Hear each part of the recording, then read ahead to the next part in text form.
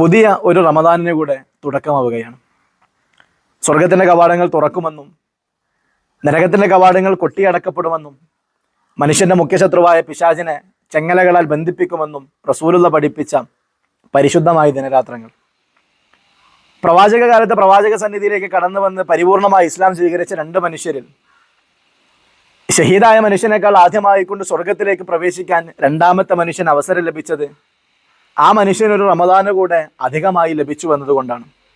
വരാനിരിക്കുന്ന റമദാനിൻ്റെ ദിനരാത്രങ്ങൾ വ്രതാനുഷ്ഠാനം കൊണ്ടും വിശ്വാസം കൊണ്ടും സൂക്ഷ്മത കൊണ്ടും ധന്യമാക്കാനാണ് ഒരു വിശ്വാസിക്ക് സാധിക്കേണ്ടത്. അള്ളാഹുവിൻ്റെ പ്രീതിയും പ്രതിഫലവും കാംക്ഷിച്ചുകൊണ്ട് മനസ്സിനെയും ശരീരത്തെയും വികാരങ്ങളെയും നിയന്ത്രിച്ചുകൊണ്ട് റമദാനിൻ്റെ പകലുകളിൽ ഭക്ഷണപാനീയങ്ങൾ ഒഴിവാക്കുന്നതിനെയാണ് ഇസ്ലാമികപരമായി കൊണ്ട് നോമ്പെന്ന് പറയുക.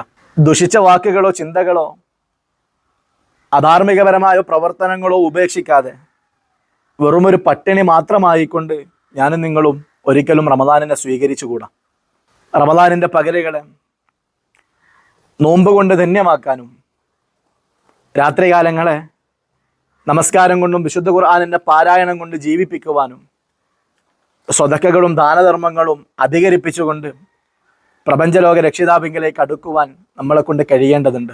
ഒരു മാസക്കാലത്ത് റമദാൻ ഒരു മനുഷ്യൻ്റെ ജീവിതത്തിലേക്ക് കടന്നു വന്നിട്ടും അവൻ്റെ ജീവിതത്തിലെ പാപഭാരങ്ങളെ ഇറക്കി വെക്കാൻ കഴിഞ്ഞിട്ടില്ല എങ്കിൽ അവന് നാശമെന്ന പ്രവാചക വചനം ഏറെ ശ്രദ്ധേയമാണ്.